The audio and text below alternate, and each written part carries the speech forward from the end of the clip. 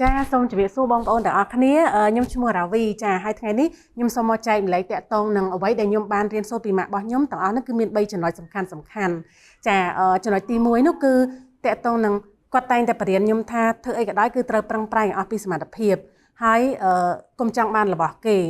ហើយក៏កុំសុំគេដែរចាហើយចំណុចទី2អ្វីដែលខ្ញុំរៀនពីគាត់នោះគឺខ្ញុំចេះឆ្ងល់ម៉ាក់ខ្ញុំចូលចិត្តប្រើខ្ញុំច្រើនគ្រប់សពតាក់ទងការងារផ្ទះឲ្យខ្ញុំខ្ជិលខ្ញុំក៏ធុញប៉ុន្តែនៅពេលដែលខ្ញុំមកដល់វ័យខ្លាយជាម្ដាយគេខ្ញុំមានគ្រួសារទៅខ្ញុំដឹងថាអ្វីដែលគាត់បានបរៀនខ្ញុំនោះគឺធ្វើឲ្យខ្ញុំចូលចុះជាមួយសង្គមគ្រួសាររបស់ប្តីខ្ញុំដោយសារខ្ញុំ